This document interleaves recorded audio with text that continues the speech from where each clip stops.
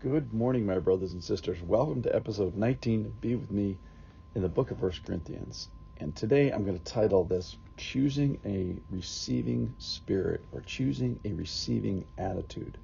We've been in a little passage where Paul has encouraged some Christian friendship, and he did this sort of with an eye to age of him and Timothy, him being older than Timothy.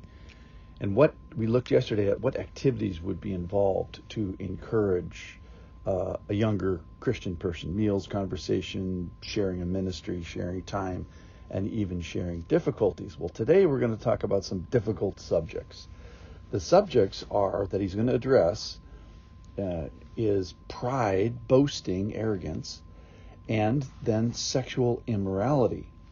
Now, both of these have the same foundation. That is, that I'm the ultimate boss of me. I get to decide everything for myself. I'm in charge. I am big and God is small.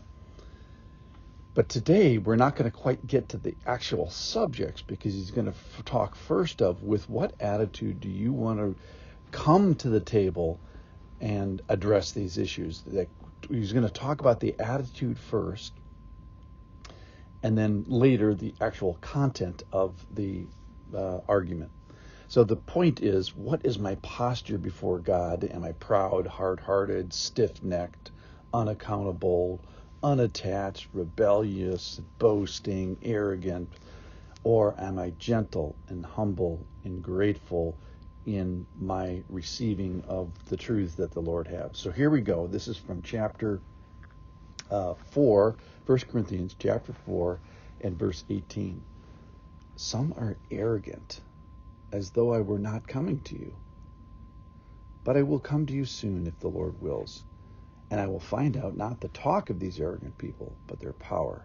For the kingdom of God does not consist in talk, but in power. What do you wish? Shall I come to you with a rod, or with love in a spirit of gentleness? So verse 18, some are arrogant, as though I were not coming to you. So he's addressing the issue of these Lone Ranger island so-called Christians, unattached, and he's saying, no, I'm your founding pastor. I'm an apostle. I am authority. There is no unattached Christianity. So the response of arrogance here is opposed to being accountable, being under submission, being under the authority of the church. And these people are being boastful and prideful without an eye to, hey, wait a minute, I'm not the ultimate boss, and I actually have bosses on this earth and bosses in the next earth, the heavenly earth. So this authority that he's speaking with is going to influence whether a person should be arrogant or not. All right, verse 19. But I will come to you soon, if the Lord wills, and I will find out not the talk of these arrogant people, but the power. I love that he has, if the Lord wills, because he's demonstrating, Paul is demonstrating this humble authority, that I'm not in ultimate charge of my time, and he's demonstrating this sort of anti-boasting, anti-prideful man under authority by saying, if the Lord wills. But I will come to you soon, if the Lord wills, and will find out not the talk of these arrogant people, but their power. For the kingdom of God is, yes, it is a kingdom of words, but it is also a kingdom of power. So the kingdom of God is a kingdom of words, but it isn't of just words. And he addresses this in verse 20. For the kingdom of God does not consist in talk, but in power. So the kingdom is supposed to be true. It's the reality of power over evil, power over sin, power over death, power over temptation. Either this kingdom is true, and we describe it with words. So it is one of authority, delegated responsibility, authority, shepherding, and tending. That's the power that the kingdom has. So verse 21, here it is. And here's the problem in Corinth. He says, we've got a problem here in Corinth. What do you wish? ? Shall I come to you with a rod, or with love in a spirit of gentleness? So we've got a problem here in Corinth. There's this arrogance, there's this pride, this narcissistic way of viewing oneself. And then there's two ways that we can do this. We can either do this, if you come with that attitude, then you're going to get a rod. And if you come with a gentle attitude, a humble attitude, you're going to get gentleness and love.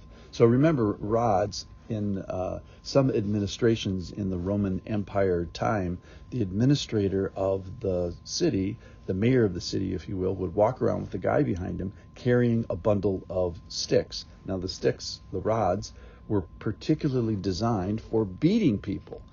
So he walked around with the symbol of authority, if necessary, and these were the sticks that Paul was beaten with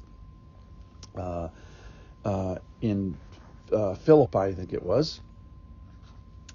So the person who had the authority actually walked around with rods. And so this is a concept that these people would have understood, that Paul has the authority of the early Christian church. And the question that they have to ask is, what spirit am I going to receive this with? So the whole point of today is, with what receiving spirit am I going to receive the truths of Paul? Now, the truths are going to be brutal in pridefulness and in sexual immorality. Am I going to come with this boastful, self-assured, wrong, confidently wrong, and my way the highway? That person is going to get the rod. But the other person, the person that chooses a different spirit, of one of humility and quietness and receiving and submission and being under authority, he's going to get gentleness and love. So he asks the question, what do you wish? What do you want? Make a choice. Do you want rods? Do you want gentleness? It's up to you. So my response is based on your choice. Paul is saying, my response is based on your choice. Your agency only goes so far in this. And part of this is going to be out of control. So pride and boasting has consequences, which is you get the rod of leadership against you. Humility and gratefulness and walking in Christian character, you get love and gentleness. Let's choose carefully today so we don't get the rod and we get love and gentleness. Thanks for listening.